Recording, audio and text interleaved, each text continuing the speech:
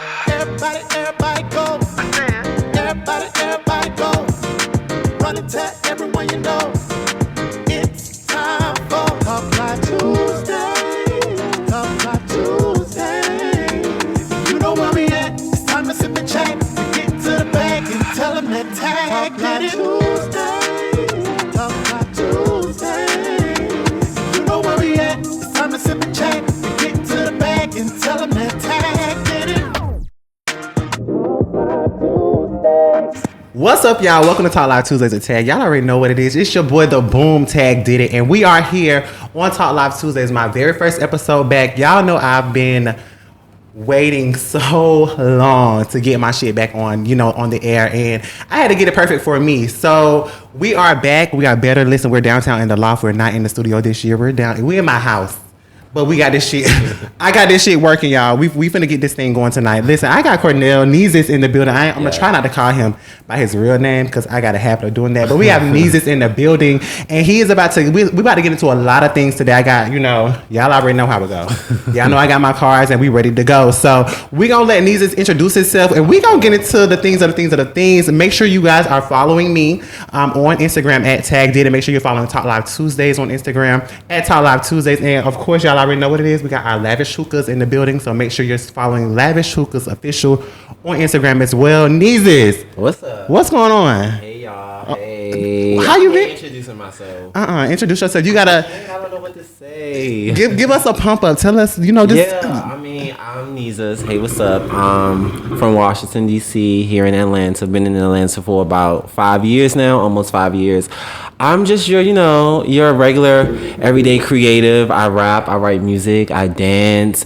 I'm a bartender. These drinks are fire, by the way. Thank you. If I wasn't a bartender, I would hire you. Period. These drinks are really good. I'm just your regular old creative, just super, into creatives. Mm-hmm. Yeah. Okay. Period. Listen. Oh, you finna loosen up because listen, we got drinks. Let me tell y'all right now. Y'all already know how it goes at the beginning of the interviews. We very chill, but by the time we get to the end, we're about almost on the floor. So we finna have a ball. Okay. So of course, you just said and of course that's what I was gonna open up with anyway. But of course, you live. You're from Washington D.C. Yeah. How was it growing up in Washington?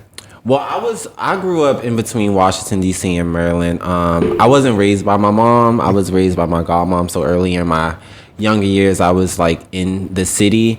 I just stayed out of trouble, to be honest. My mom was a police officer, so it wasn't too much shit I can get into. I grew up gay. Yikes. I've always been gay. I've always been flamboyant in the sense, not too flamboyant. So, it was rough in that sense, but I always defended myself, so I was never tripping on the. You defended yourself, so you had to fight.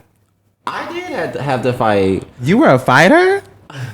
I cannot believe that. I wasn't walking around smacking people, right? Of course. But I remember one fight in specific. I was a patrol on the school bus, a safety patrol, and I took that very seriously. I definitely had the belt, had the little clip-on pins, and there was this guy who just gave me a hard time, and he was basically I'm gonna beat your faggot ass when you get off the bus, and I was giving okay, and that's where it started for me. Oh wow, His okay. name is Blaine, yeah, explain. Well, we're here. Blaine.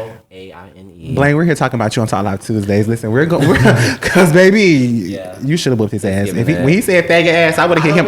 I would have hit him then. I don't remember who won, but I definitely remember us fighting when we got off the bus. Oh, I definitely would have hit him. Soon as he would have said it on the bus, if we wouldn't have had to wait till we got off the bus, we would have been fighting right then.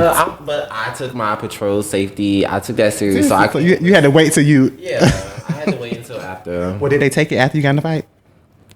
We were in the neighborhood. Oh, okay. So nobody knew. So it was, and we all grew up in the same neighborhood, so it was no big school thing. Period. That's what I like to do. Take it to the bus stop, take it to the house, because then we can really get it going. So of course, growing up in DC, you said you grew up gay. How was that? Just being able to be yourself? Because for me, I wasn't able to do that growing up. I was very. As you see me looking here today, I got my sass on, but I was very boy. I looked very masculine. I never, even being in high school, I had friends that knew I was gay, but we were the only people, we were gay together. So if we got together, we were queen out, do our little thing, or whatever case may have you, if you want to say that, like just be little bush queens at the time. But like, I never had that experience like in college, or I mean in high school or in growing up period to like be open. So how was that for you?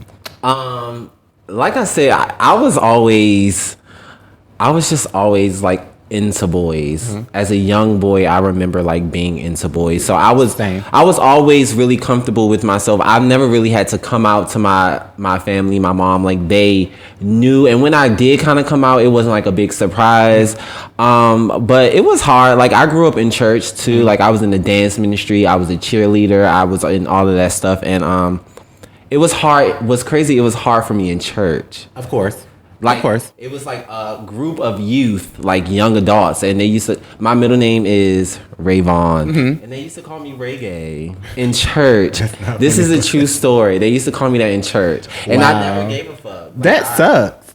It really didn't, because at the end of the day, I was on the dance ministry, so obviously straight people think of dance as a gay talent or something. Right. Well, some straight people, but I didn't really give a fuck because I was talented as fuck. I knew all the girls loved me, and at that time I didn't even come out as gay. They just assumed that I was. So I didn't really give a fuck. Oh, and that's so funny that you say that. You know that some like straight people put dancing being gay, because I'll never forget when I was on a praise dance team when I was growing up, and I used to praise dance right across from my auntie daycare, and my uncle her ex-husband lived in the house adjacent to her daycare. He was like, oh yeah, I said my nickname was Cowboy back in the day. Funny, crazy, right? So when you were not out yet. I wasn't out yet. He was like, right, I was a praise dancer. Like I praise danced, and he was like, Cowboy in church? No, they just called me Cowboy in general. So he was like, yeah, I seen Cowboy over there booty shaking with the girls, and I was like, I was not booty shaking. I was literally over there throwing hands left and right, giving praise and honor to God, Heavenly Father Himself. And you talk about I was shaking booty, and he just, and from that point, that's when people started like, right. That's what he said, and that's what made people start. That made people start thinking like and questioning me. Then I felt like I was so under wraps until I did the praise dance thing, and it was just like, okay. Then I kind of like started, letting myself get out there, but I was not even getting out there. But I became more comfortable as years went on. So like when I graduated high school, I was when I get to college, it's a wrap. But even if you was shaking booty, oh no, it was a problem. Like I was shaking booty for the Lord. But see, I'm from the country. See, like you're from the city area. I'm from Lake City, Florida. Oh, okay. So like it's like it's very Florida, very wrap a bitch up if necessary, real quick. I say something. And I say this every time I meet someone from Florida. I just met someone from Florida, maybe I think 2 days ago, and I told them this. I would never want to fight anyone from Florida. If I had to fight somebody, it would. Well, to be honest, it's Florida, it's South Carolina, it's Mississippi. It's really them southern states. I'm good on y'all. Yeah, because we're coming out the bag, and when we come out, it's a wrap. Like I love all of y'all. I'm very psycho. Sorry to say that, but for real. So being from where I'm from, it wasn't like a thing. So like people. I never forget, like I said this on Chasing Atlanta on like a recent episode, like my dad I was in my room one day and I had put like tape on my fingernails, and he like threatened to like tell all my cousins, all that kind of stuff. I kept doing stuff like that, and it just like, it was crazy. It was a lot at the time for me, and going through therapy now like really helped me realize like, damn, yeah, I'm in therapy now.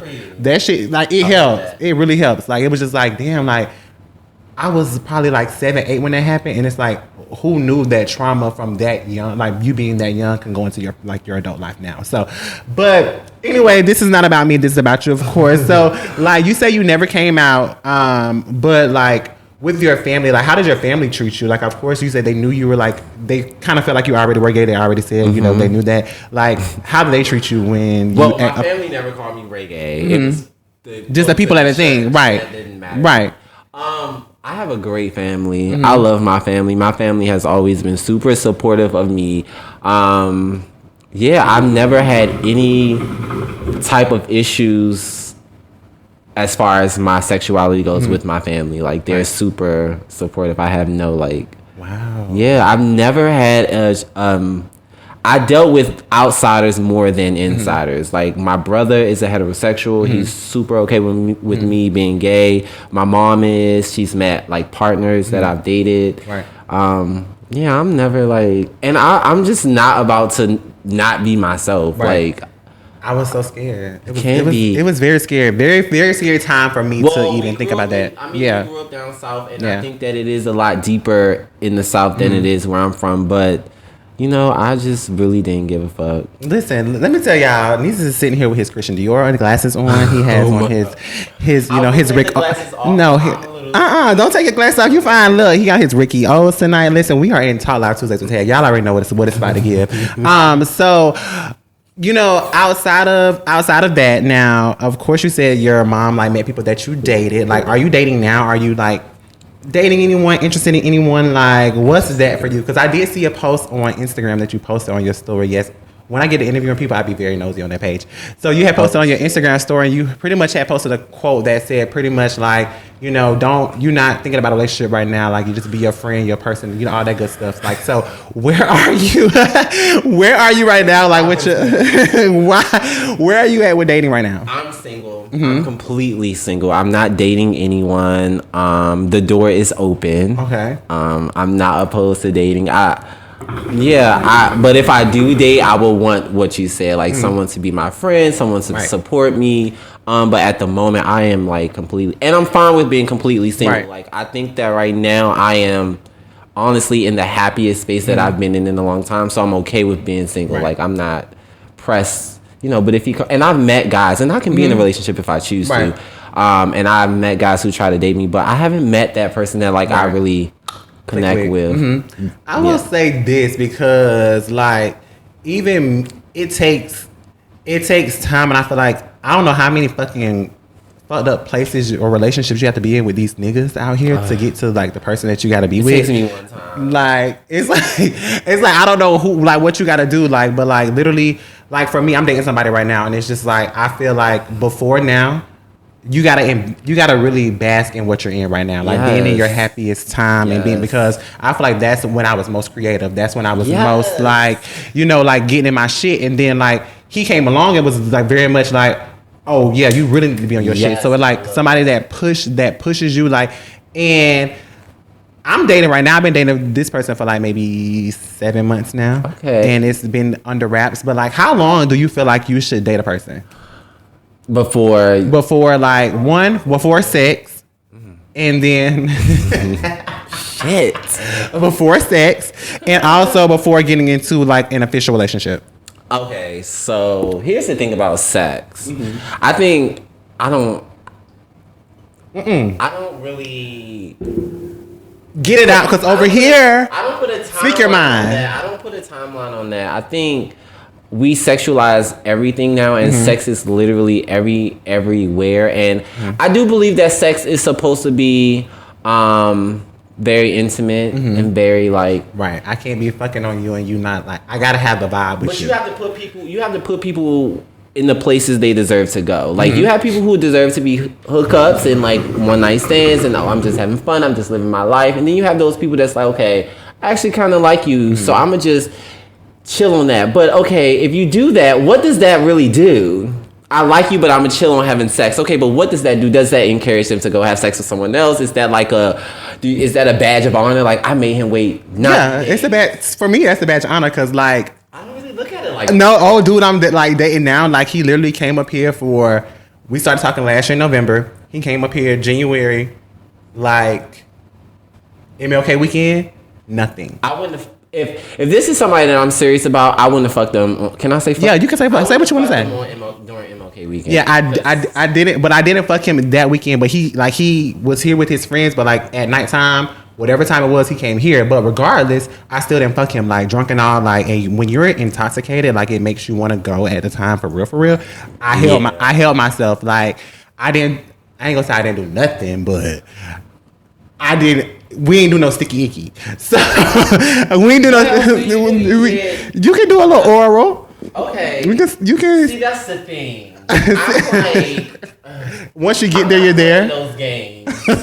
I'm not playing those games. I'm sorry. I'm too old to play those games. Not that I'm old. So once you're there, you're there. Like, it's no. Like, you just have to do what's best for you in the moment. You have to make that decision for you in the moment. I don't think that there's a timeline on having sex with the person. If you feel it in that moment, and that's where that's what you're in, then go for it. As far as dating, I don't really think there's a timeline for that neither. I think that it's just a natural thing. Like if that's what you're feeling in that moment, you just gotta make sure that you think about it first and make sure that it makes sense. But if that's what you feeling, so you don't feel like there's a deadline to stop dating? Like you feel like fuck yes. You didn't say a deadline. No, yeah. What's your deadline? Like what? Yeah, I think that if you're dating someone for like 6 months to a year, it's like okay. What's gonna be next? What's next? Maybe not 6 months because for some people 6 months is super soon. But like a year, it's like, bro. Yeah, it's time to. I'm definitely like I'm that person like too. Like because before I would date. Oh look, after 2 months, maybe after a month or two, we together. How healthy it is, right? Because I've dated someone for a year on and off, and it just was not healthy, right? Like it made no sense for us to say let's be in a relationship. Right. So it depends on that. It just depends on where you are in the situation. I just feel like at this point you need to know a person throughout 4 seasons. See how they gonna act in the winter. See how they gonna act in the summer. All that because I need to know because let me tell you though, because when I first started, when I was dating for real, like back in college, and I was young and dumb and stupid, 1 month, I'm damn near about in love. So like, me too. What's your sign? I'm a Cancer. Oh, you did. Yeah, you're a Libra. You're not. I've been down those waters before, and it wasn't the best for me. He was very. What we will not do is have Libra slander. That's like the number one thing on Twitter. Everyone wants to read a Libra. Yeah, I might slander you a few times today because you know all of y'all aren't the same. But yes, you can't base your opinion on everyone from someone that you. Let us get through the interview first, and we'll see We'll see how I feel by the end of the interview. Libras are crazy, but we love you guys. Yeah, no, Libras, y'all are definitely crazy, but it's a love hard thing. But I think the crazy for me it's just like. When it got to, I think you have to date someone who's mentally mature. Okay, but that's every zodiac sign. Yeah, because I feel like at different maturity levels, then they're not necessarily. If they don't have that mindset to want to be in a relationship for real, like they're not. It's not gonna be what you think it's gonna be. But anyway, so Niezes is single for everyone out there in the building, and when you watch this, hit him up in his DMs if y'all want to try to chat. Don't hit me in my DMs. Well, how they gonna hit you? I want someone to walk up to me in person and say, "Oh my gosh, I would like to date you. I would like to take you out on a date." I don't want no. It's too many niggas in my DMs. So if you, I'm sure, different, you need to approach it a little differently. Okay. Period. Okay, so we're gonna just get into Neyzus. Like, of course, like I feel like that was Cornell. Like, I feel like we knew we gotta know a little bit about Cornell. So we're gonna get into Neyzus, like the big Neyzus energy, because it's that season, right? Yes, it's that season. Yeah, very much so. So where did you come up with like the name Neyzus? Like, where did that come from? To be honest, there's like no big meaning behind it. So in 2016, I met a girl named Aisha. Shout out to Aisha. Hey girl, if you're watching. And she used to call me Neyzus all the time. Didn't know why. It was back when the Yeezus thing first became a big thing. And she used to call me Neyzus. And at first, my name on Instagram was Cornell with like 7 L's because obviously it's thousands of Cornell. And I'm like, I kind of fuck with that Niezes shit. Like, I'm about to take that. Yeah. And I took it and made it like my Instagram name. And then everyone just literally started calling me Niezes. And I didn't notice it until I moved here. And everyone was just like, Niezes, I follow on your Instagram. Hey, Niezes. I'm like, wait, I am Niezes. Yeah, like, Niezes. Like, that's who you that's are. my name. Right. Yeah. And I'll never forget, I started following you when I was like a senior in college. And I started following you when I was a senior in college. I was in Florida. And I was telling my friend, I was like, we was on Instagram one day. We was just talking about a lot of like boys that lived in Atlanta because we were moving to Atlanta. So I was like, oh girl, I wonder if he gonna move to Atlanta. Like, just let me just be honest, because it was so funny because I wonder if he gonna move to Atlanta. Like, I wonder if I'm gonna see him out. Literally, I got ready to move to Atlanta that January. I think he moved to Atlanta like sometime that year that I started following you. I moved to Atlanta in 2018. I moved to Atlanta in 2018 too. Yeah, so I moved in March of 2018.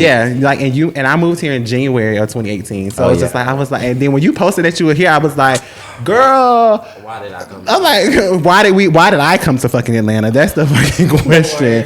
That's the fucking question. But I no, love it. I'm not gonna hold you. It's cute, but it's like at this point, I'm starting to really like kind of like fall back, especially from the scene. Like the scene is really crazy right now. Yes. The scene is really, really crazy.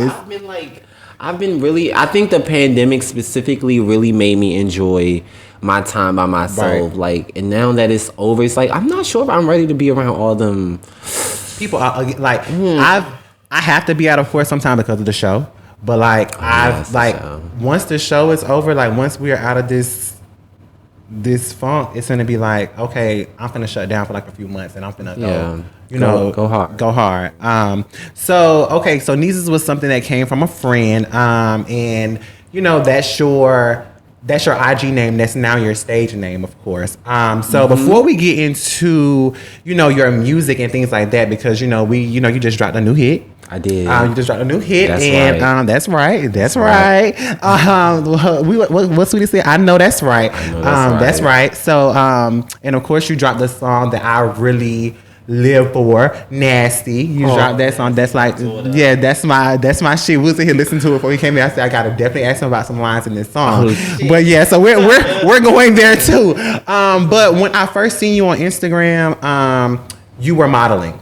Like you were doing like the urban like but it was what was the name of your, it was like Icon? Yeah, Icon. So like where, and I want to make sure I got that right, but it's Icon. Yeah. So like how did you get started like doing modeling and being with Icon?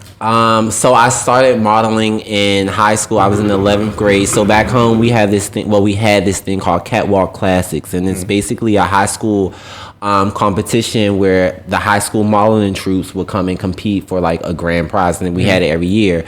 And I joined it in high school, and then I was recruited by a modeling troupe back home, and it's honestly like one of the things that I'm most proud of, because that I feel like the scene, we call it the scene. It was called the UAE back when I started. But it really like helped me figure out what I enjoy, and really like helped me tap into like the performer. Right. Like the model side of me is really like the performer side of me. And I started in high school, and I've walked balls, I've done competitions, I've done fashion shows. I've just done a little bit. Yeah, you've done a lot. You've done a lot like when it comes to like modeling. I've like I said, I keep up, especially like people that I especially when I started interviewing, like I used to keep up. But like you were like one of my faves on Instagram, like at the time. So it's like I was like when you posted something under the comments, I was on you heavy. Yes, but like I always show love. I feel like I do that with anybody that I like or like fuck with. Like I love their creativity, like what they do. So like with modeling, like did you ever want to take it to like another level, or was it just something that you want to do for fun? Everybody always told me that I should, but I just never felt the urge to. And I'm really like, I base a lot of my decisions off of my energy and what I like connect with. And I love that aesthetic of modeling. Like I love the twist steps, so like the spins, and I love the choreography aspect of that modeling. I don't really see myself being like, on a straight runway, serving garments. That's just never been my thing. I love the dramatics of it. So, because I kind of remind me a lot of like when I was in college and of like Faces, like it's a modeling troupe in Tallahassee. That's the thing. Modeling troupes are all over the world. Like it's really a big thing. And like, but like how the style of you guys modeling, like with the twists and the turns, like that was something that I saw in college, and it was just like at one point it was starting to be a trend. Like people were doing like little things on Instagram with it, especially like what's up? Go ahead. We are the innovators of that.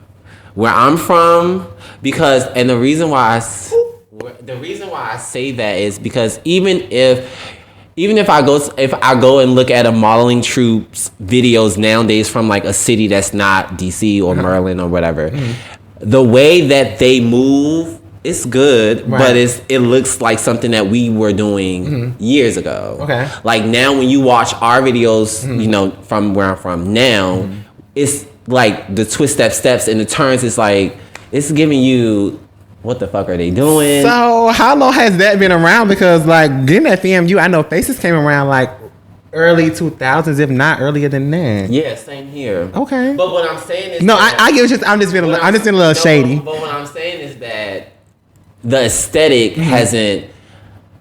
if these Marlin troops that are around now, and I hope they don't drag me for this, but if these Marlin troops that are around now have been around for all of these years, I would think that the aesthetic of the Marlin troops would have elevated. And when you look at where I'm from, it's elevated. Like our style and our technique is like it's definitely different. Like I feel like they teach. Don't drag me. No, look. Y'all already know how it goes over here. We can say whatever we want to say, how the fuck we want to say it, and do. Margarita. You want another margarita? We gonna take a break in a second. Okay. We gonna do another margarita. We gonna get all that. We gonna take a shot o'clock. We might do a shot o'clock on the camera, just cause. But no, before because we're gonna matter of fact, we're gonna take a shot before we get into your music. Okay. So, but. I lost my train of thought, y'all. Just that fast. No, but like in Florida, like being like the Marlin troops that I saw, like they're still teaching like their new generation, the old stuff. Tricks. Yeah, the old tricks. Like I want to see something new. Like, and if we're gonna do that, like let's elevate. Cause somebody just posted one of the girls in the Marlin troop like on their page, and they did a show in like Daytona, and I saw that, and I was just like. It was sickening, but it was kind of the same things I saw when I was in college. So it's just like, you gotta elevate. Definitely gotta elevate. But I've definitely seen you like in some fashion shows. It was one fashion show where you had on like these, I think they're like green pants, and you had on like your boobs. It was like you had blonde hair at the time, like with golden blonde hair. Oh yes, that was sickening. That was a sickening. That was a sickening like. Look, everything like that. I think that's at that point. I had just got back on Instagram around that time when you had posted that picture, and it was like one of the first things that popped up on my timeline. Yeah, that was a very sickening shoot. So, thank you. The next thing, of course, you dance. I do. And you posted. I think the first. I don't know. It may not be the first, but I know at one point you had posted when Beyonce came out with "Before I Let You Go," and you had did like the challenge to "Before I Let You Go," and like, I think a lot of people, like, that video had went up. That video had went up. She didn't see it, though. She should have, because it should have went on her story, because she was reposting a lot of people. I know you do. We're going to get into that, too. We're going to definitely get into that, because, B is on the way. She's outside tonight. We got to be done before then. Yeah. We going to be out of here, because I need to see what's going on, too. But no, like, so what inspired you to dance? What brought that out of you? Was that something that you grew up doing, or was it just something that you got into like as you got older? That is totally natural thing for me. Like I grew up dancing. I grew up loving Michael Jackson. Like that was like my first love. Before Beyonce, before anybody, it was Michael Jackson. Like I had a Michael Jackson birthday party. An impersonator came, was white like Michael Jackson. When I was younger, I used to like put powder on my chest and shit like that to perform for my family. Like no lie, like that's a true story. Like I've always loved, I've always admired his performance. Like I was always driven by that. I mean, and obviously I grew up loving Janet Jackson as well. And I never like took classes and shit as a child. I just truly loved the art of performance. And I joined the church dance ministry. And then once I got older, I started to take like dance classes and stuff like that to get better. And now I'm like, taking dance classes when I can, but it's really the art. And even in the Marlin troupe, we did choreography, which consisted of dancing. So it was just the art of performance that really like pulled me in. Okay. Yeah. That's what's up. So like, what does dancing do for you? Like, does it like help you release things? I know some people dance because like they could be emotional, they could be going through something, and it helps them release like that pain or that, anxiety that they go through. So like, what does dancing do for you? It's just that. It's like my outlet in a sense. And then what I noticed is when I was dancing in church, I hate to keep bringing church into it. No, you're fine, go ahead. But when I was dancing in church, I realized how many lives I was touching. Like no cap. Like I really realized how many lives I was touching. And that's when I was just like, this might just be, the performance might be my aesthetic. Obviously when you're dancing in church, you're there to minister, but I mean, it's still a performance aesthetic to it. You're still performing. So once I realized that, like, I was like blessing people, and even with like my shit now, when I did choreography, and that's which we'll get to eventually, but like the amount of people that reached out to me was like, oh my God, like you really like, kudos. It's passionate. Like you can see your passion in it. Yes. Yeah. And that's just always, it's my passion for performance. I love performing. Like I love just getting on stage and just doing my thing. Period. As you should. Like I feel like in life you gotta find like no matter, because you can have multiple passions. I have grown to believe like you can do multiple things and they make you happy. So in life, you have to do those things that make you happy. That's just gonna be your outlet. Like hell, sitting here on this couch and talking to you and being able to have a conversation, like that's my outlet because that's what I like to do. I like to get to know people. I like to sit down and chat, and it's just like what better way to do it than to do a show. Like that's kind of what I got my degree in. All right, y'all. So we about to take a quick break, real quick. Get our drinks refreshed. Do our quick, do, and then we gonna get back into the show with Niezes right here on Talk Live Tuesdays with Tag. Y'all ready? Make sure y'all stay tuned because we'll be right back. You ready? Yeah. Okay, y'all. We are back here on Talk Live Tuesdays with Tag, and of course, we in the building with Niezes. We on the couch. We got our, our margaritas refreshed. Yeah, it's just so doing a good. little drink. Thank you, and y'all already know how it's finna go. So we finna get into the reason why we're here today. Because of course, within the last year or so, I want to say maybe within the last year, because it wasn't 2020, it was 2021 when you dropped music. Yeah. So within the last year, you've come out, you've dropped music, and you've become like this. Even just with the song that you've put out, it's just like a stardom because like you see the music, you see the material, you see what it is, you see what it's giving, and it's like it's very entertaining. It's very like eye catching. It makes you want to tune in. Thank you. It's music to your ears. Literally no shade. Like that sounds very corny, but it's very much like something that I would listen to because a lot of people music I can't really get into. Like I don't gay, straight, female. It's just it's a lot of people I just can't get into. But like when I heard Nasty, when you dropped that and go from the bed to the floor, dick so good, got a bitch ready for war. Like what's up? Like that's what it's giving. So we're gonna get into like your music part, like just to get into you. Like so. What made you like really get into music? Like what made you want to rap? It was honestly the pandemic, to be honest. Like the pandemic had me shook. And I was with some friends. You know what's crazy? I was dating somebody and they had me fucked up and I was going through a lot and I was hanging out with my friends and one of my friends was like, we should write a song about that nigga. And I'm like, write a song? He was like, yeah, just write a song. And like for like the first 10 minutes, I was just sitting there with the blank piece of paper. I didn't know where to start, where to go, like what to say. And my friend gave me like 2 bars, and I lied to you not.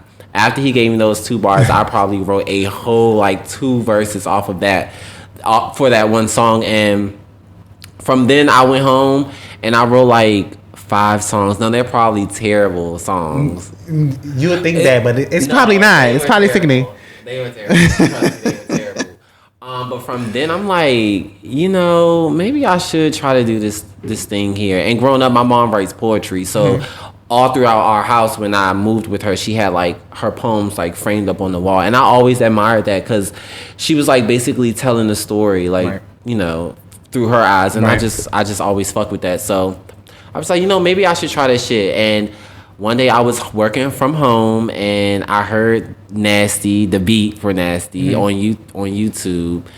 And while I was working from home, I just started writing that song. And I said I wanted it to be the freakiest song ever. I really wanted to just... It was that. Yeah, I just feel like it was necessary. I think Nasty was necessary. It was definitely if you wrote that inspired by like that nigga. No, I'm not saying like what you did. I'm saying like, but you was like you should write a song. Like even if it was like off of like just the inspiration of like whatever he had you fucked up. It was very much a. Oh yeah, like I'm finna show this nigga like I can. Yeah. But Nasty had nothing to do with him. Oh, period. The songs prior to Nasty had a lot to do with that situation. Not necessarily the nigga, but the situation. You wrote but other Nasty music. Was just I was working and I heard the beat and I'm like, I want to talk some shit. Okay. And I wrote it in like 2 hours. Oh wow.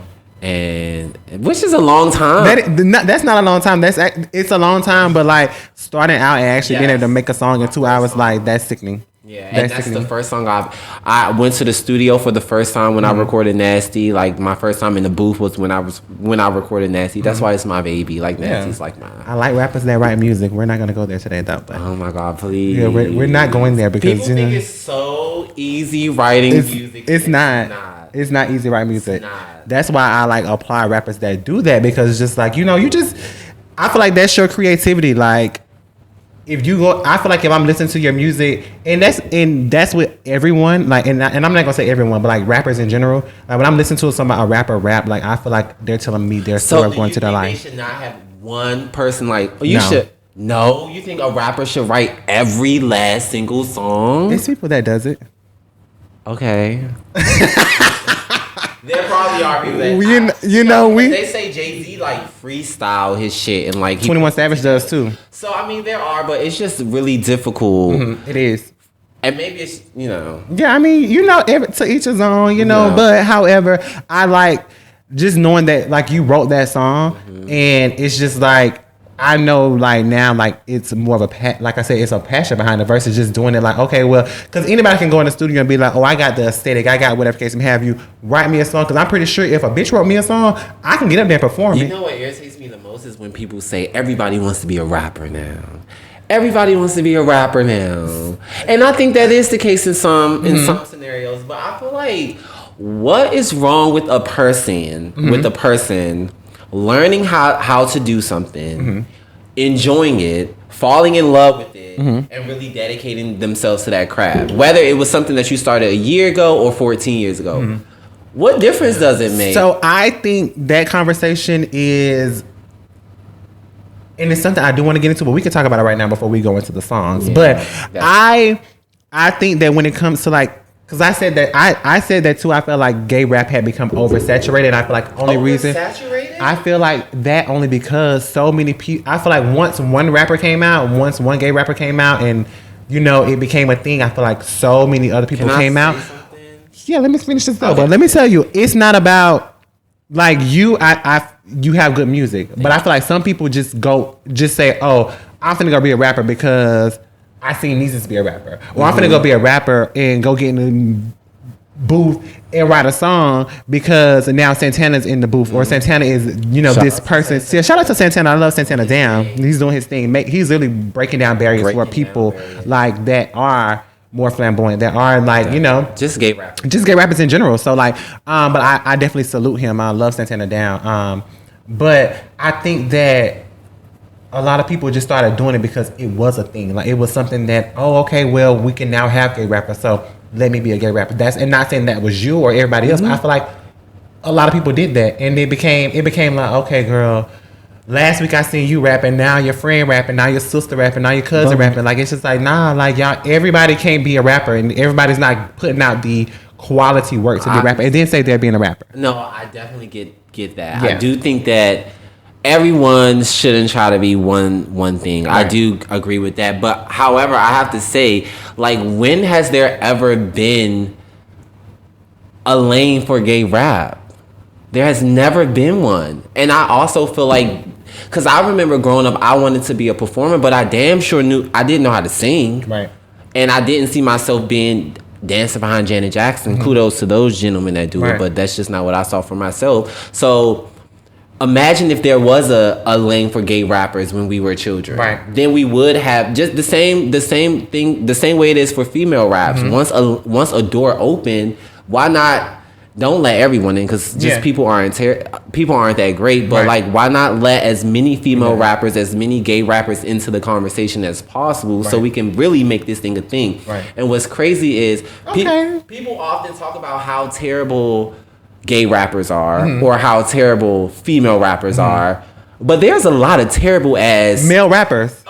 A lot of them. I mean, I don't even understand why a lot of people on the radio, and I don't understand why they have deals. Like, it's sick. So it's okay. It should be okay for it to be some terrible gay rappers too. It's okay. We need the balance. We do need the balance, but I don't want everyone. Not saying anyone's terrible. I just don't want everyone to become a rapper. Like, I want everyone to stick to their lane of what they're doing. But if you do feel necessary, if you feel it necessary to get out here and write a rap, write a rap. In the words of Nicki Minaj, write a rap. Oh my gosh. Write a rap, and then once you write a rap, and it hopefully it's what you it's some quality that you put out. Shit. You don't. You could say, no, I'm not gonna say what you could say, but you don't really need anything to make a hit. So like, and I'm not saying like I'm the most, like, I'm not J. Cole or like, I don't, but you have, and when I listen to music, I listen for bars. Like, I listen for bars when it comes.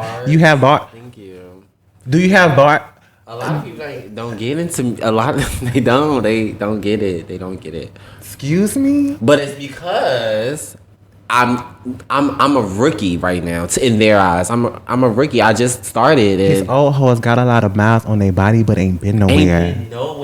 And they still ain't going nowhere. We gonna get into that verse and that line but that line like check mark. Like when I literally you can ask my camera guy. Literally, I was in here before you came, and I was like, "You gotta listen to his music before he comes. Like, I want you to like hear what he's saying." But like, when you said that part, we both like even. And I've heard the song multiple times. That was his first time hearing it, and he was just like, "Whoa!" I was like, "Yeah, like that's the line. Like that's the line right there." Like so, but no, like, but I like music that makes me want like if I can go back and explain your music. Like, okay, well when he said that he was saying like, "Bitch, they got a lot of like, bitch, they been fucking, but they ain't really been nowhere. Like they ain't flew out of the city. They ain't did nothing like that." But bitch, you been putting a lot of miles on your body, like no shade. That was a shot though.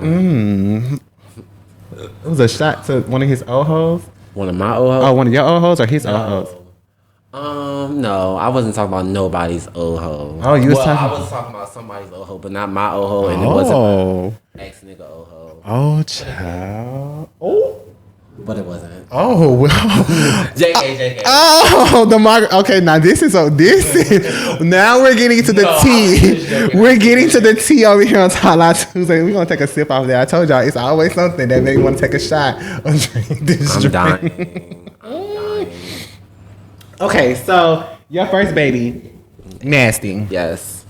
And you said, of course, like how that came about. So when you said you want to do something really nasty, like really freaky, like when you started writing, like how did it, because I'm always interested in learning how rappers like come up with their things. Like how did it come to you? Like was it just something that just... I wanted to tell a story. I wanted to tell a story, and if I'm talking about anything, it's based off of like a good 90% of experience. Like obviously there's some things where I'm like and that's right, I'm like bust down. Yeah. You know, I don't have a bust down yet. Right. You know, so obviously some things are like me speaking into existence. Right. But with nasty, it was really I just wanted to tell a story, and I'm really freaky at heart. So for me, it was mood. It was a mood. It was just a mood. Like car to the bed, we on tour. Yeah. So good, got a bitch ready. Like yeah, like I'm ready to fight about that.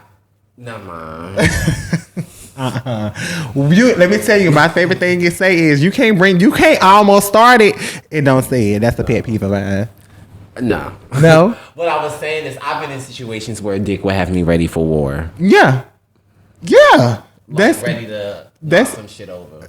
Quick. Like I'm ready to like bitch be in the club and you see him talking to somebody else and you ready to like who the fuck is that? Okay. Yeah, like what's I'm coming for both. It's not just him. I'm coming for both of y'all heads because I'm across the room texting you like who the bitch in your ear right now? I don't even think I would text. I would be over there like, see, that's the thing. I'm one of those. Like if I'm fucking with a nigga, I'm very like hands on. I'm like if I see something, I'm like walking over there like, okay. I know y'all both see me here, so it's like, and I'm 6'1", so I'm hard to miss. Ding, ding, ding, ding, ding. This is the Libra talking. This is what I'm talking about the Libra. I deal with a lot of shit, but I don't deal with nigga shit. Like I'm very like very straight to the point. Like straight to the point. As you should be. Aware of my emotions. Like you got me fucked up. You gotta be. So nasty, like I said, you wanted to do something real nasty. So how do you feel like, okay, well, I'm gonna make this song, I'm gonna be very just vulgar, talk my shit. Like, were you like not afraid of like your like family hearing the song, like how they were gonna feel about it when they heard the song? We all have sex. We do. And I mean, no, my mom has heard it. She likes it. My mom's very supportive in the sense of like my music and shit.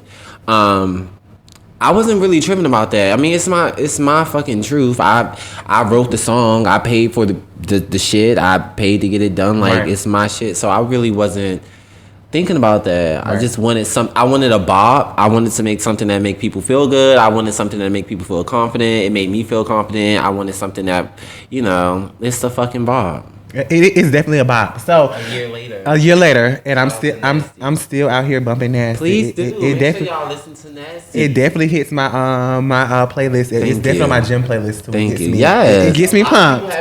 Nasty is like, and I'm not like, I don't know numbers. Like that's just not my think. Yeah. But as far as like the listens and shit, like Nasty's in the K's, like in the thousands for me. And I'm like, not 1,000. It's like up. Yeah. I'm like, really? As it should be, because like you want music, like in the words of Kaya, you want to hit that stick like grits, and it's sticking, like it's sticking. Like people are gonna put it on their playlist, like music, like your music. Hell, Kendra from like Chasing Atlanta, I literally like have one of her songs on my playlist because it's just like it sticks to me. Like I know, like when I hear this song, it's gonna make me pump. The song when Kendra. The song she was in like in jail or something. Free Lil Kendra. I like that. Yeah, that's a cute song. That's a.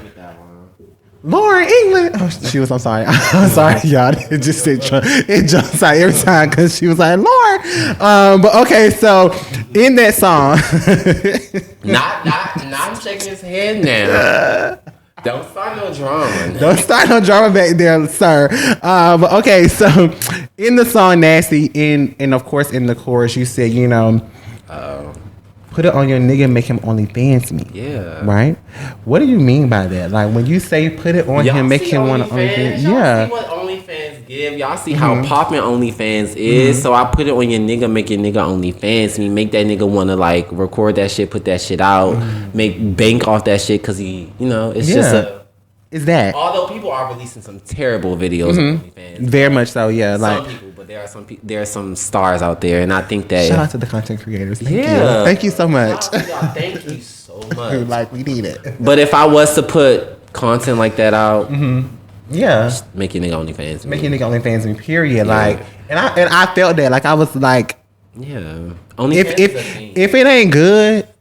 Like niggas not gonna think about recording. Niggas ain't gonna think about telling their niggas about like they ain't thinking about. Hey, look, like nah. I want when you get this, I want you to go back and tell your niggas like, I hit. I want to see it again. Yeah, like, I hit old boy last week. That shit was amazing. Like I need to. I need. Don't do that. Don't do that. But that's how I want you to feel. Like feel that, but don't do it. Don't do it. Do not go out and be telling people what you did to me. Period. Don't kiss and tell. That's not cute. But like, of course, like I said before, in the song, like I said, my favorite line is, you know, like he got a lot of miles on his, like, you know, his old hoes got a lot of miles on their body, but ain't been nowhere. Ain't been nowhere. Like, so when you wrote that, like, what inspired that specific line in the song? I just said it. It just came to my mind. It just made sense. It was nothing that really inspired me because I don't really check for no old hoes. Like that's never been my thing. Well, yes, it has some. I was gonna say because I've definitely checked. Yeah, I believe it. And I've checked for a few old hoes, but I don't know. It just made sense. Like all the miles on your body ain't been nowhere. You letting all these niggas do you like that, and you ain't been nowhere. Like where your flights at? Like where do you go? Because if I call that nigga right now and be like, hey, like. Yeah, in like the perfect world. Like right now in this world, like, cause look, for me in the perfect world, it's coming. I know it's coming. It'll. I mean, I got niggas that will fly me out, but I don't think those are the niggas that I want to go and fly to. But guess what? You're single. Have a ball. If a nigga fly me out, I'm gonna need a hotel room too. I'm not staying in no. Yeah, don't stay at his house. Like nigga who tried to fly me out wanted me to stay at his house, and I'm like, nah, no. Mm-mm. Especially if I'm not into him in that way. You know, now if I was into him, yeah, probably. Your guest room would have been my room. I dated a nigga from DC before. Oh, did you? Do I know them? You might. But we just gonna we're gonna leave him. Whoever that nigga is from DC. Nah, leave that nigga from DC where he at. Thank you. Shout out to all the Florida boys out there in the world. Boys. Yeah. I dated somebody from Florida. Have you? Florida. I'm sorry. It's having to think. I don't think so. No.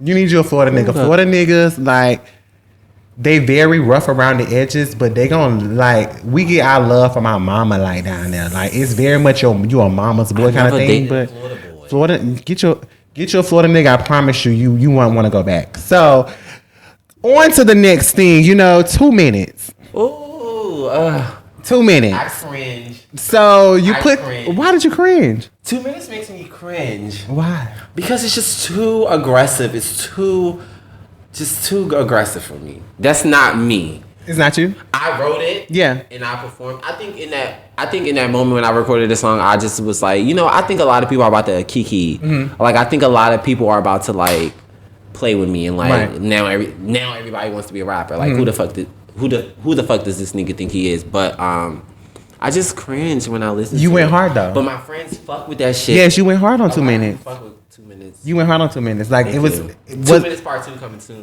It was just like a freestyle, right? Like it was just something you went on and did. Yeah, I just went in there and did that shit. And it was very raw. Like I love, like you said, I love the aggression in it. I love how you sounded and how you presented it because it was very much like, oh, I put out my single, but like you said, I'm finna show these niggas like, okay, well, you think I did that, bitch? Let me show you I can actually rap. Let me. That's what it was. Yeah, like it was very much for me. I'm a barb. I'm sorry, but but it was very much like when Nicki dropped like boss ass bitch. Like okay, like I'm in my era right now, but let me just drop something real quick to show you hoes like. Baby, I can really do this. I can really do this if I wanted to. So let me do that. Shout out to all the female rappers because I'm very much a female rap girl. Yeah. We know you. We know who you fuck with over here, but we're not. I fuck with everyone. I think all female artists are talented, and I think that it is good that we see that. Nicki is the queen. Please don't. Nicki is Nicki Minaj, but I think that is so great to see. Like it is to see other female rappers. Like it's different aesthetics. It's like different types of fucking shit. And I will say this because, and this is the first time y'all gonna hear me say this on open air as a barb. But I will say this, like the different aesthetics, like because we were so used to what Nicki gave, and it was starting to get like, okay, damn, bitch, like who else gonna like. Make me jump out my like who else gonna play in the club and make me want to like get up and rock. So like when we started getting more female rappers, when we started getting the Cardi B, when we started getting the Megan Thee Stallion, when we started getting the City Girls, like and I'm Florida, so City Girls like was like a full circle moment for me. It was like reliving my childhood because it was like I had Trina back in the day, but I couldn't really dance and pop pussy to Trina how I wanted to because it was back in the day. But it's like now I'm in the club, bitch, act up, come on.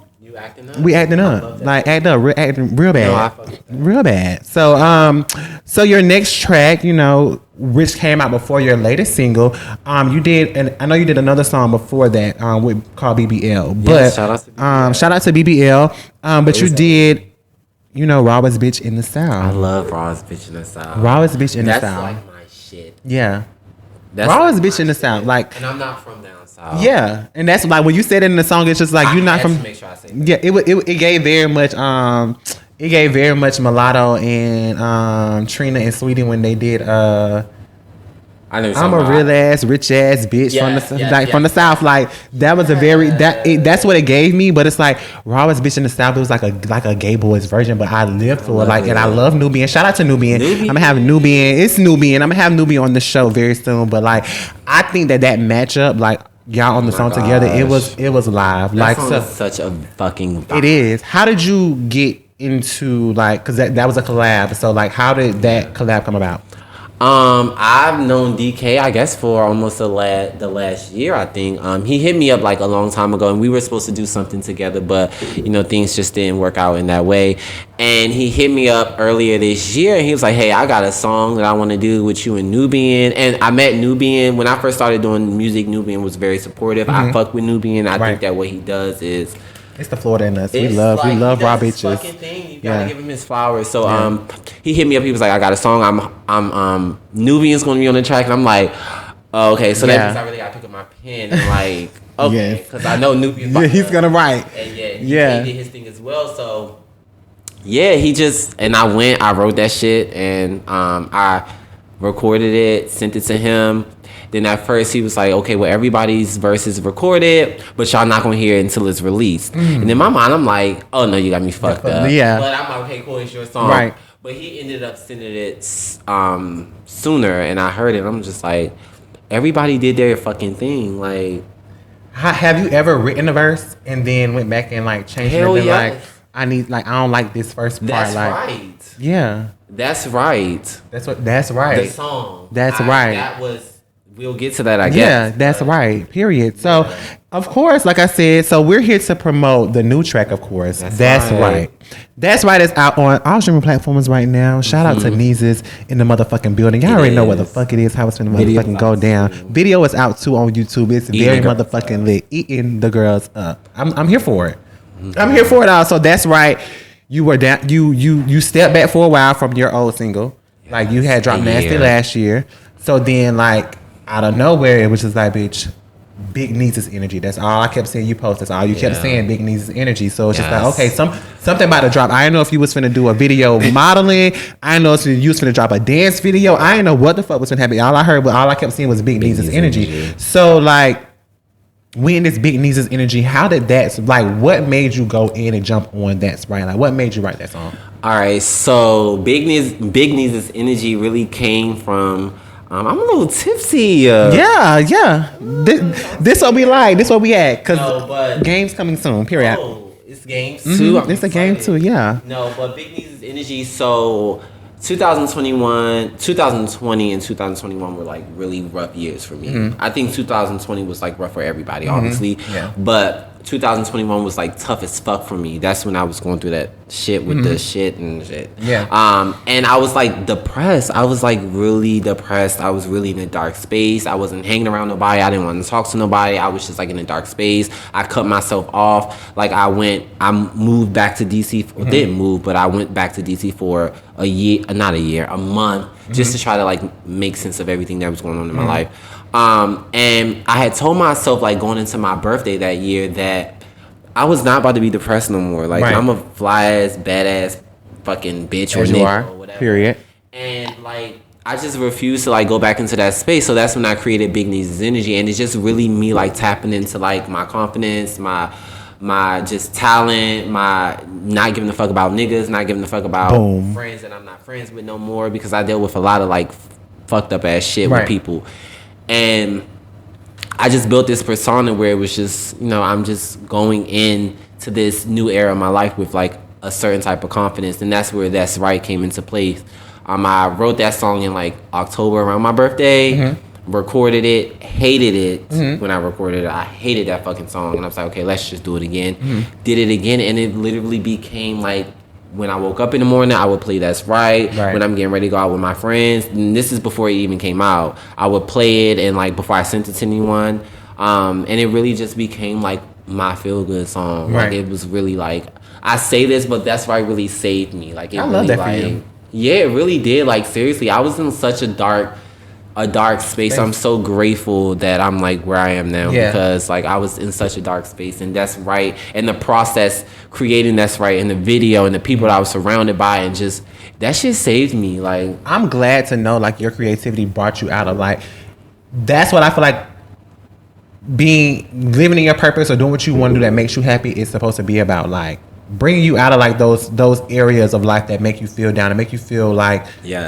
whether it's a relationship breakup, whether it's you just going through like a, not even midlife crisis, but you're just going through like some sort of depression, like where you're not in the place where you want to be, and then you do something like, hell, like I said, what I'm doing right now, that just makes me feel like, okay, now I got a reason that I want to wake up every day. Now I got a reason that I want to do this. Purpose. So a purpose, So I fuck with that. So That's Right, and you did That's Right. But no, like, so you listen to the song every day, and so when you thought about putting the song out and beginning to think about making the video, like what inspired, first of all, what inspired the song of That's Right, and what inspired you to make a video too? Because everybody had been asking for a video for Nasty. Like we were asking for a video for Nasty. What was I gonna do for Nasty? Like in the bathtub.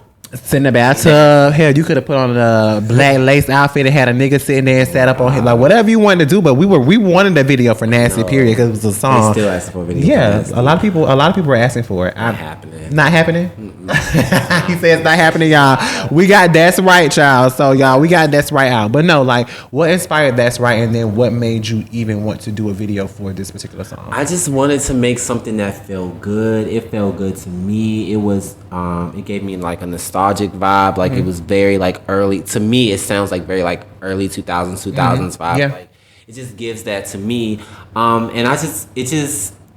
it just made me feel good. And it's really like about being confident in yourself. I mean, obviously I'm not saying like, hey, you be confident in yourself, but it's really like just owning who you are, owning your sexuality, your masculinity, your femininity. Like that's what it was for me. And it was a long time before I really appreciated who I was and like how feminine I was, how masculine I was. Like it really took me a long time to appreciate that. And within this past year, like I started to really like own into like that side of myself. So that's where it came from, honestly. And I just really, it's really like fuck niggas get money for me. Yeah. Like, I'm not really. That's why I'm single. Like I said, I could be with a nigga if I wanted to. Right. But it's. I'm good. You like good. I'm Gucci. Yeah. And I was gonna put like a 4-song, 5-song project out at first. Because we're waiting on it. They wanted. We're waiting on an EP or something just to give us something to bop to. Yeah. Maybe in the future.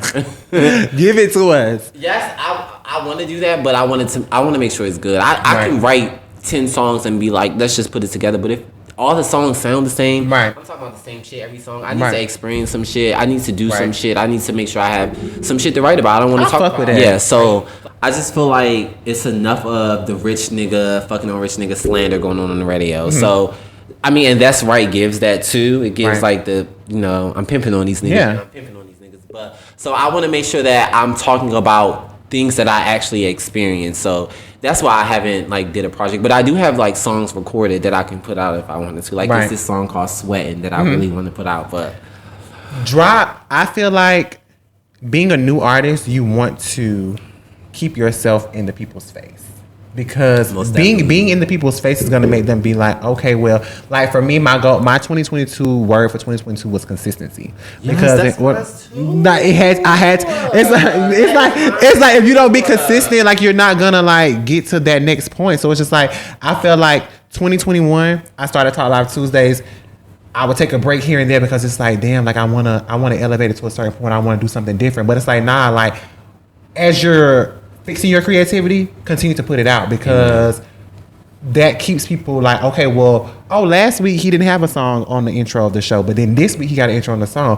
Last week he didn't edit like this, but this week he edited like this. So it's just like, so you will be able to see the growth as you're going. So, and that's what I love about like being on Chasing Reality. Like each season, you're able to see the growth. You're able to see like what we did last season and what we're doing this year. So like I feel like as an artist, continue to put your music out. Don't 2 Minutes Part 2 is coming soon. Do that. Even if it's, and that's what I'm trying to get into. Like even if it's just something like on the side, like do something, put it out there and let it be known. Like bitch, I'm in y'all face. Like bitch, I'm Niezes. Like I think my biggest thing is it's more about me putting out a song. Mm-hmm. I want to show that if I do anything. Not that I have anything to fucking prove because I don't. Right. But I want to show that I'm perfecting the skill. Right. I want to make sure that when I'm writing a song that it doesn't sound like how something, like if I'm going to do something, I want to invest in trying to make sure that I'm bringing your own. It's the skill for me. It's the skill. So that's when you think of people like Nicki Minaj or Jay-Z or it's skill. Yeah. It's not just them going in the studio and just putting out shit. It's a skill. And if I'm gonna do something, I want it to be about a bag too. Right. But I want it to be about the skill, like you know. Well, like and I feel like that as a rapper should. Like you want it to be a skill set. You don't want to be.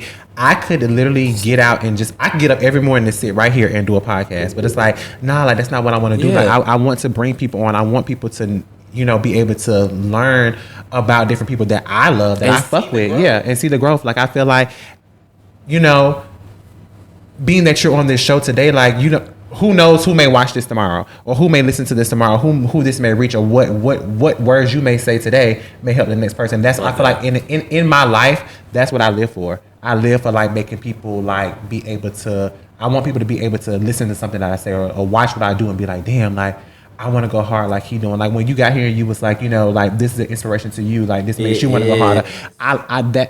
Just that simple thing makes me feel like, okay, well, damn, keep going because you don't know who you're inspired. Like you inspire me, but just to even know that you just walked in here and just seen this and it inspired you. It's just like have your whole like setup and that's like that's I mean, and it's not on no like ghetto ass sloppy ass shit. I mean, it's like.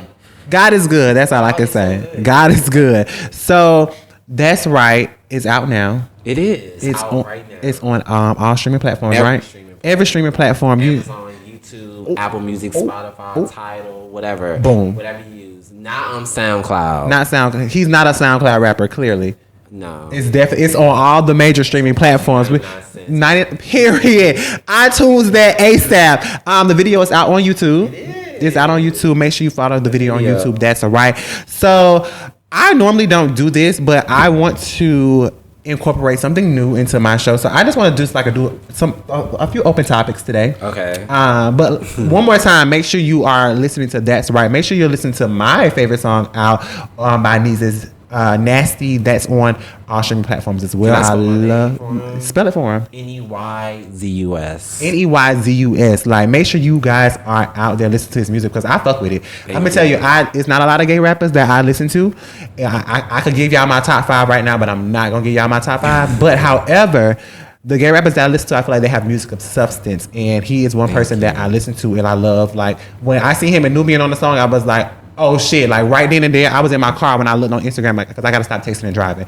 But I see his song on the thing, and I was like, oh yeah, like, bitch, this Nubian and Niezes, like, let me go listen to the song like right now. So that's what I did. So that's so weird when I hear shit like that. That's so weird to me. No, like I fuck with, like, you, and it's gonna be weird for a while, because it's a different thing from being known on social media because of your social media presence versus being known for, like, your music or whatever you're putting out there. Like, people knew me from FAMU because I was a stylist at FAMU. Like, I used to style, like, the pageant queens and stuff like that. But then when I got on Chase in Atlanta, and just to be go to New York and somebody be like, oh, I watch your show, and it's like, girl, step away from me with this. Step away from me with this. Like, it's like I'm embracing it, but it's just like, it's just so, like, crazy to me. Like, damn, like, you really, like, you know who I am. Like, it's crazy. So you never know what's gonna put you out there and what's gonna make you, like, that person that you're gonna be. But always keep going and doing what you do. But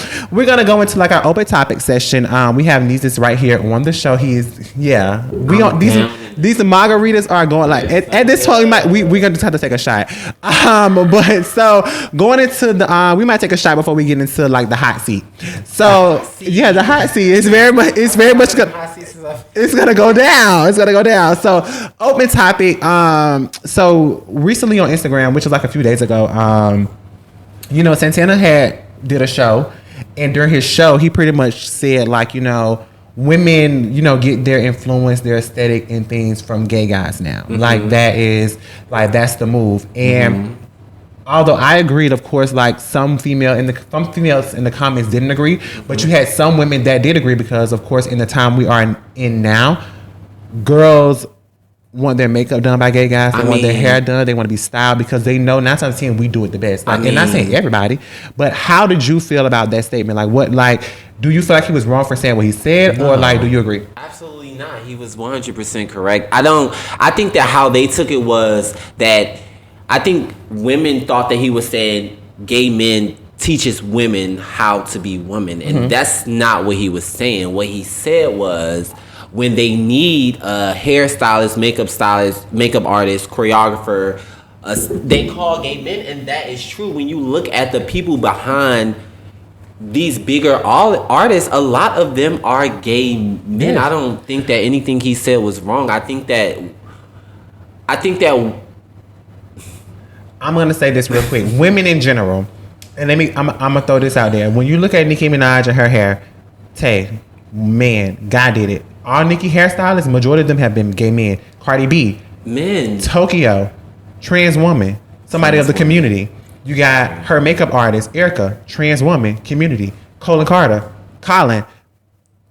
a gay man. Like this, like these people make up these women. Like no matter how you want to put it, no matter how you want to say it. Away from them being women. Yes, like it's not saying that because who's this? Cardi can probably do her own makeup, right? Or her hair, or Nicki can do her own hair or her makeup, like. Right. So it doesn't take away from these women, but at the end of the day, when they need things done, they do call a gay man, and I think that women just took it too far. Or I feel like whenever a gay person, especially a flamboyant gay person, says anything in regards to women, they have to bring up you want to be a woman, right? And it's like, why does me getting my nails done classify me as a want to be a woman? Me wearing a skirt, that doesn't classify me as a woman. Like, I feel like if I wanted to be a woman, I would have transitioned by now. Say that. Yeah, I would make that transition and say classify me as a woman.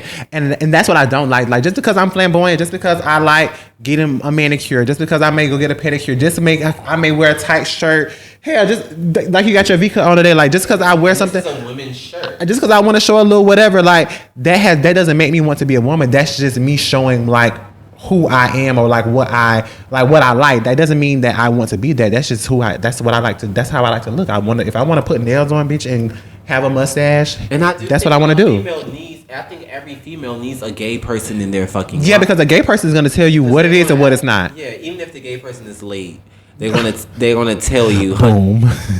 Those things are it's not like I feel like they do. You're right, and I say that most women want to have a gay friend because they love to be like, oh girl, should I wear this or should I put this on? Like, I have a girlfriend that will literally call me anytime. I ain't gonna call your name out, but hey girl, every time she called me, she would literally call me and be like, friend, you think this outfit cute? Or you think what shoes I should wear? Should I wear this shoe or should I wear this shoe? It's like they want our opinions, and then it's like, so you can't say like we're not an influence. We make the fucking world go round. We make the world go. We are influence. We are the culture. I'm sorry to say it, but we are the culture. We make the world go round. Gay, Ben, and LGBT, we make the motherfucking world go round. We do. We make the fucking world go fucking round. So going on into our next open topic, how long do you think people we are at? No matter of fact, you know what, we ain't gonna go there because we already answered that question. So we're gonna go to the next question. So Beyonce is getting ready to drop music. Yes, I know you're Beyonce stan. Like Beyonce stan, that is my queen. Like you're Beyonce stan. I love it. So Beyonce is getting ready to drop music tonight. Like as we're sitting here, she's getting ready to drop music tonight. How excited are you about Beyonce dropping music? So excited. I'm ready. It's long overdue. I'm ready. I just know she's about to serve. I know a tour is coming. I know the visuals are coming. Mm-hmm. I'm just so excited. I'm scared, but I'm excited. And I know why you're scared, because I think you're scared because you think it's going to be very much Afrocentric like the rest of her album. No? Not. I mean, listen, I don't want it to give that, but if it gets I definitely I'm still going to support the queen. Mm-hmm. But, you know, this might be it for her. Or she's definitely slowing down. She's definitely slowing down. She's definitely, like, because it took her a while to even put out an album just specifically, like, that she's recorded. Or, like, because, like, I think her last real album was Lemonade. Like, it was. After that, she did Everything Is Love. Yeah, and she did like Black is King and all that good stuff. So it's like Homecoming. So it's just like, me personally, I'm just gonna say this: my favorite Beyonce album is 4. 4 is my favorite Beyonce album. Loves 4. I think 4 is her most greatest album vocally. I think it's her greatest album. Like just from the songs 1 to I can literally go down 4 playlists from 1 to I think it's like 12 or 13 right now. I can name you 1 to the end right now because I love that album. I'm hoping that she gives me something like that. Or Sasha Fierce, something along those lines. B-Day. I don't have a favorite Beyonce album because she's my queen, so they're all good to me. Wow. But if I had like a number 1, like if I had to pick, it would be B-Day for me. Okay. Like when people say, I think the vocals for 4 were fantastic. Mm-hmm. I mean, anything she does is like really fantastic. But the vocals for B-Day, Deja Vu, Green Light, Sugar Mama, like Automatic K Watts, dimples in your necktie, Hermes briefcase, Cartier top. What? That's my fucking. Okay, I'll give you B-Day too, because that's my album. That's my album too. If she gave like a mix of B-Day and 4, I'm okay with whatever. Whatever, yeah. To be honest, if she wants to do a full gospel album, take me to the king, honey. Take me to the king. If Beyonce came out with a gospel album, I'm gonna tell her to go talk to Michelle, because Michelle, that's where she needs to go. No, that's my ticket to heaven. Go bring back Destiny Child. Michelle, my bell. I would appreciate a Destiny Child collab. I would definitely appreciate a Destiny Child collab. Because I think the last Destiny Child collab we had outside of Coachella. Michelle's song, well, I'm saying like just on album in general, was You Changed on Kelly Rowland's album. And that was a fucking bop. Yes, You Changed was a fucking bop. Talk a Good Game was a bop. Y'all need to stop sleeping on that shit. Stop sleeping on Kelly Rowland, period. Kelly is that girl. Coffee was, yes. Play with that. I feel like Kelly. Michelle got some bops too, but we're going to take that to church another day. Ooh, okay. Y'all not about to sleep with Michelle, my bell, honey. We got a few more minutes, but before we even go to the hot seat, because I'm going to switch my car out real quick. Okay. So I was having a conversation with someone. Shit. How do you feel? Because this person said that they feel like Kelly could have been as big as Beyonce. This is no shade because I love Kelly Rowland. I love Kelly too. But they said that because of her skin tone. They feel like that's why Kelly didn't make it, because Kelly has the vocals, we did debate that, and we did go back and forth about a song that they did. They did and this is no shade, Beyonce girl. If you ever see this, girl, I'd love to have you on the show one day too, girl. We may be on Oprah Winfrey show one day. But however, her and Kelly did a song. They did the national anthem at the Houston's Rockets game, I think it was, or something like that. It was an All-Star game, something like that. And no shade, but Kelly had A Beyonce up. Not A her up. All right, so this is what I say. I think her skin complexion. Definitely plays a part in that, which is not good at all. But unfortunately, the society we live in, that should, Kelly is extremely talented. She is. And I do think that Kelly is a phenomenal singer. But it's also about consistency. It's also about performance. It's also about, like, Beyonce has had her foot on our neck since day fucking one. And literally. When it comes to, like, yes, Kelly is a phenomenal vocalist, and I love Kelly. Like, and I think that I know what she's talking about when she's the higher girl in the group. She's a soprano. Yeah, she was definitely the singing girl. No option but to hold it down for the girls. However, when it comes to technicality, when it comes to, like, who's gonna, Beyonce is the girl that's she is. Clean it up. Okay, I just wanted the opinion because Kelly is talented. Yeah, and I hate even, like, because I love them both. But I don't want to compare them, but I think that a lot of people. But you made a good point, because it's not about it is about her skin color as well. But however, the work that goes into that Beyonce puts into her stuff, and when it comes out, it's just like, And if Kelly does put that work into her stuff, we don't see it. Yeah, we don't see it, and I feel like we could get more from her. I definitely feel that. I definitely feel that way. Yeah. Okay. I mean, she released Coffee, and then what? Like, that was a bop. It was a bop, but nothing happened after that. Yeah. It was the perfect time. It was the pandemic. You Kelly Rowland talking game is out. What is you doing? Yeah. So let me see about this real quick, okay? But while we're on that conversation, so you have Carisha and JT. Love JT. Love JT. Love Carisha. Love Carisha. Love them both. Shout out to the City Girls. So when it comes to the City Girls, a lot of people say that, Carisha's the face and JT is the music, because Carisha is light skinned and JT is dark skinned. And then they also went down to say, in this same conversation with this person I was having a conversation with, they said that, she's dating Diddy or whatever case may have you, but she only got that show because of her being Diddy's girl, and but of course, like, she's a light skinned girl, so they're pushing her pretty much more than they would push JT, because she's more camera girl. I don't know because I don't know them. So yeah, right. I don't know what's happening behind the scenes. I could see where that is coming from, because I mean, that's what normally happens, unfortunately. But to be honest, I love Carisha, and I think she's bad as fuck. She's beautiful. She's funny as fuck. Is. She's that girl. But I love JT. I love JT. Like, I'm a JT fan. I met them in person once, like, when I was working at Topshop in Atlanta. Yeah. JT, I just really fucked with JT. Like, she was like the sweetest thing ever. But I could see why people would say their skin color, that would make a difference as to where their label pushes them. But JT's also, from what we see, because we don't know them. But at least it seems like she has her relationship going on. And that's what she's focused on. That's what it seems like. Yeah. But I don't know. And I fuck with it. I love JT, and JT is the city girl that aspires to be like. I'm the city girl that wants to be in love, but still in the public eye and still fuck these niggas, because they still fuck y'all. No shade. And JT was also locked up, and Young Miami held it down for her. Yeah, she did. I mean, that right there could have built stamina for her, like, her career right there. So yeah, I agree, because she definitely did perform at the BET Awards. Yeah, but I'm pregnant. She's that girl too. She's definitely that girl. Yeah. Okay, so before we go into our game real quick, y'all, we're gonna pour up a shot.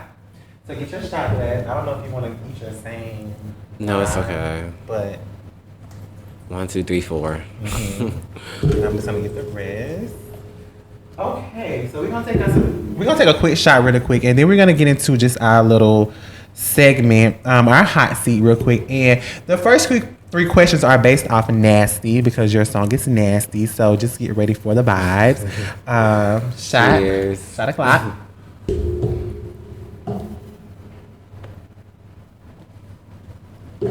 I hate tequila. Don't call me no alcoholic, y'all, because y'all see I was ready to drink before I even hit the table. Mm-hmm.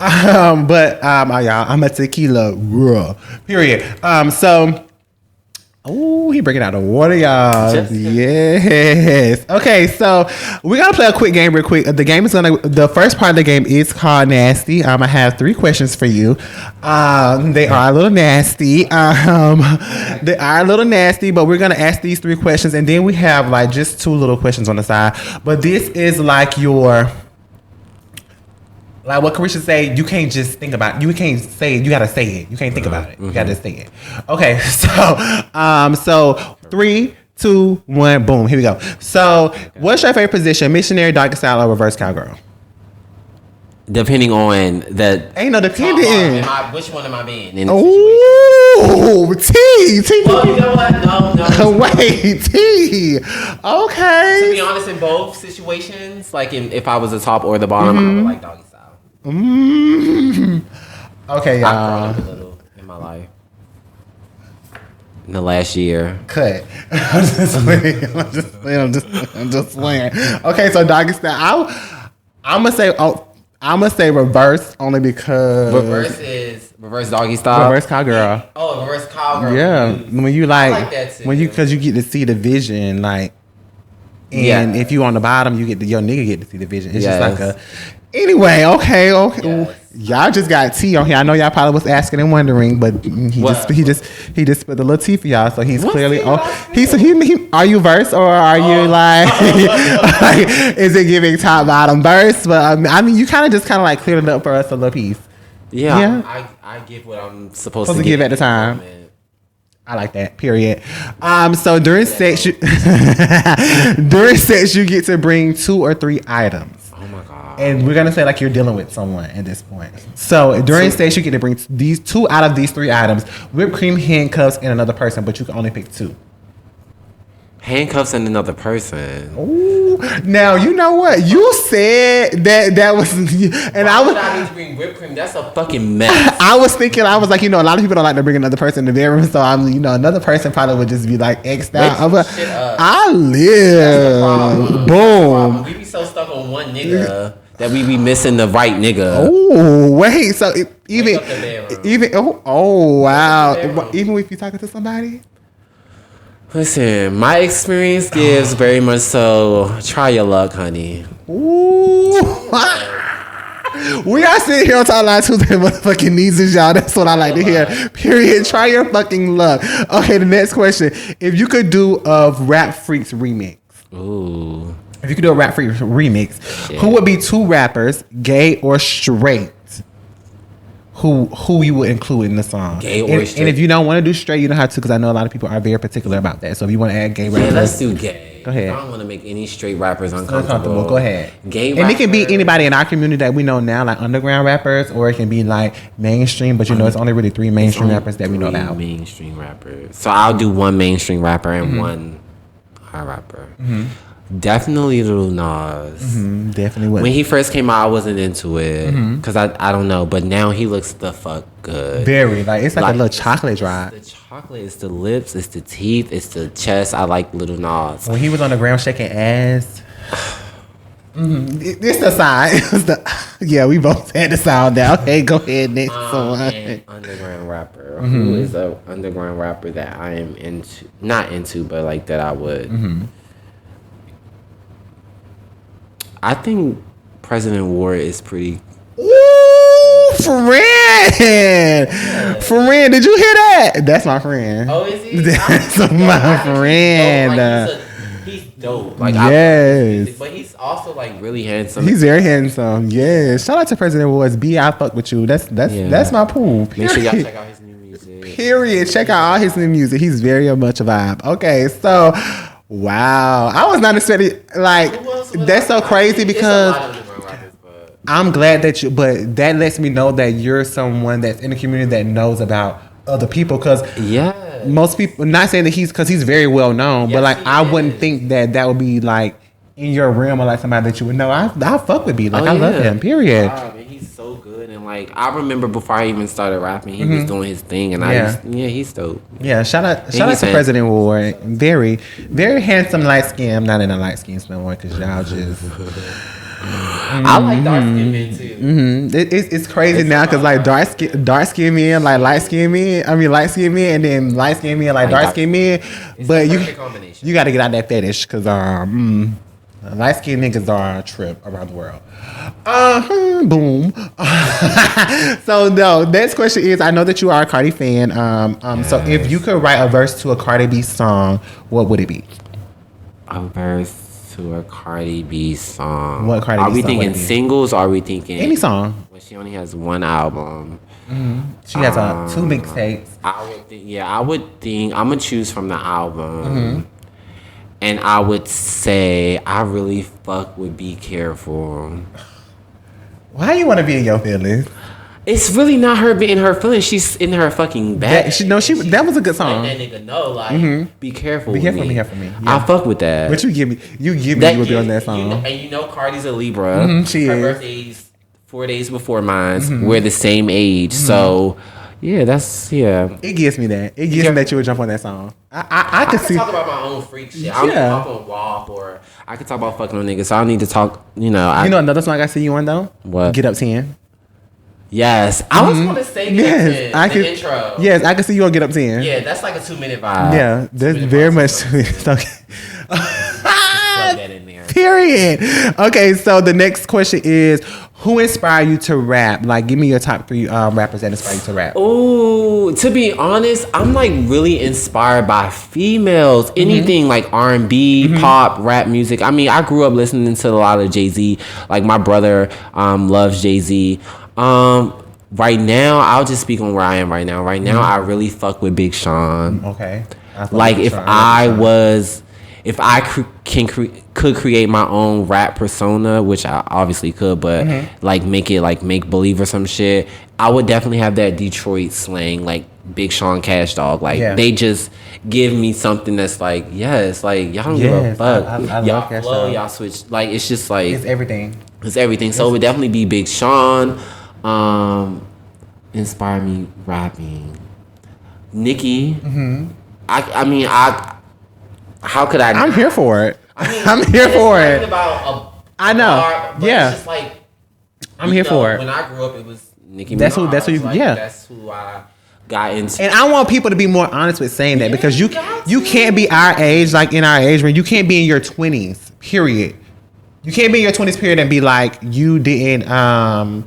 Because your birthday is this year, so you'll be in the. Yes, I'll still be young. Yeah, you'll still be young, but But anyway, but like you can't be like in your 20s and feel like you were not like you grew up on Nicki. I don't care what nobody say. Like definitely. 2008, when I was in middle school, like going into high school, when the girls are playing Itty Bitty Piggy on SoundCloud, like I was like, girl, what y'all listening to? What like, y'all listening who is that? What are y'all like, why? What is this? Like, where did she come? Like, literally, I never forget. I was on the bus one day and I was in the back of the bus and this girl started playing that song and I was like, well, y'all playing She Got a Don't. Like, in my mind, I want to get up and twerk a little something, but I couldn't do that, of course. But like, just to see, like, just to hear the impact of it, it was just like y'all grew up on Nicki. But and it would also be Kim too. Yes, the freakiness, the rawness, the like, that girl. Realness. You gotta give her flowers. Gotta give her her flowers. She's definitely that girl. But right now, I've always loved Big Sean, but I fuck with Big Sean. I fuck with Big Sean the long way. I was fucking with Big Sean before he came out with Ass with Nicki. Then on top of and he humble with that shit. Yes, he's humble with it, and I fuck with Big Sean like him being with Janae and like a lot of songs that he did with Janae. I love them both together. Shout out to 2088. That's what their thing is called. Period.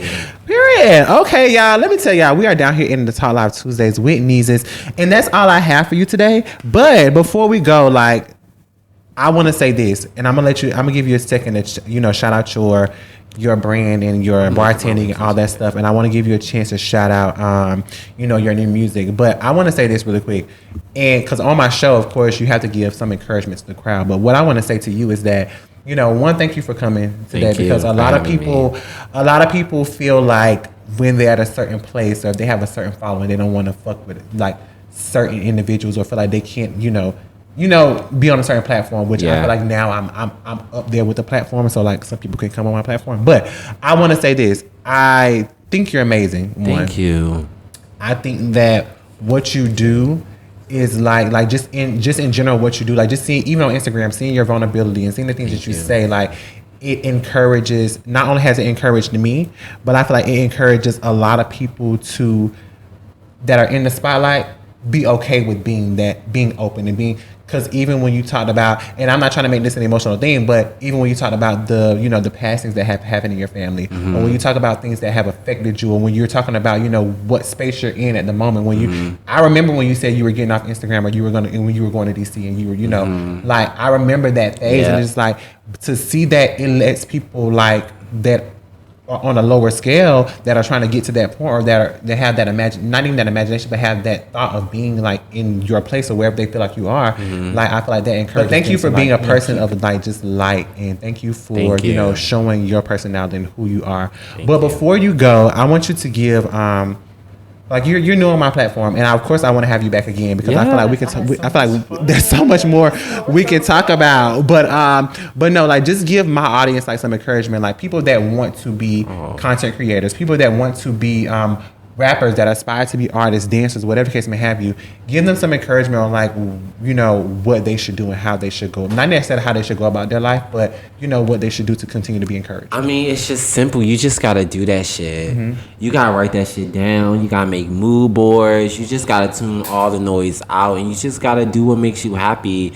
I mean, that's right. I want people to enjoy That's Right, and I want people to listen to it and stream it and watch it. I want all of that, but really it's for me. That shit was for me. Like, that whole project was for me. You got to do shit for you, and if people see the authenticity in it, they're going to support that shit. They're going to vibe with that shit. So just do what makes you happy. Do you, and just make shit happen, because it's possible. I mean, it's possible.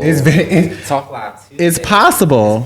It's possible. That's why I was saying when I came in here, I was so inspired, because it's like, you doing your shit. Like, I appreciate it. Yeah, no problem. Thank you for having me. So give us, like, let the followers know, like, where to follow you, where to find your music, all that stuff. Give yourself a big shout out. Make sure y'all follow me. My name is Niezes. That's Neyzus. You can follow me on Instagram, on Twitter at Niezes, Neyzus with an underscore, because someone refuses to give me my name. But it's fine. It's some. I'm screaming. He refuses to give me my name, but follow me on Instagram on all streaming platforms. My new song, That's Right, is out now. The video is out as well, so go cop that. And 2 Minutes Part 2 is coming soon, so grab your wigs. We getting exclusives here on Talk Live Tuesday. Definitely. Period. Come here and just talk about 2 minutes. You gotta talk about That's Right. You gotta give us a little something. I'm performing in Alabama on Sunday. I was gonna bring that up. You are performing in Alabama on Sunday, because Neek is hosting. I love Neek. Shout out to my Neek. Hey Neek, what's going on? He's a handful. Yes, he's a handful. I'm trying to keep him under wraps. I'm trying. The dog walker. He's out. He's outside. Period. But no. Again, I want to say thank you, and y'all already know how I'm finna give it the fuck up. What's up, y'all? It's your boy Tag Did, and we are here on Talk Live Tuesdays with none other than Niezes, bringing the big Niezes energy down here to the motherfucking loft in downtown Atlanta. Let me tell y'all already know where to follow me. Follow me on Instagram at Tag Did It. Follow me on Instagram at Talk Live Tuesdays. And if you are looking for a hookah, because let me tell y'all, we were so into this conversation, we couldn't even get into the hookah. But listen, he didn't even open his hookah tip. But let me tell y'all, make sure you follow Lavish Hookahs on Instagram at Lavish Hookahs. That's with an S. Lavish Hookahs official. And make sure you're just following all things Chasing Reality, because we are outside. Reunion is coming very, very soon. But no, just shout out to Niezes again for coming and sitting here with me on the couch. And I appreciate you so much. And let me tell you, we're gonna have you back again. I have to come back. Definitely. Shout out to your music. Shout out to everything that you're doing, because you're literally like a superstar in the making, and don't let nobody tell you different. Hope so. Period. No, ain't no hope so. You gotta claim. I'm learning. Speak it and claim it. Don't even doubt yourself. I'm gonna take that. In your bosom. Put it in your bosom. Yeah. What your old folks say? Put it in your bosom real quick. But no. Thank y'all. Thank you again for coming out, y'all. Y'all already know what it is. It's Tag Did It, and we are sitting here on the couch, Talk Live Tuesdays with Niezes. We are outside all summer, and y'all already know what it is. It's a wrap. Boom. Thank you. You're it.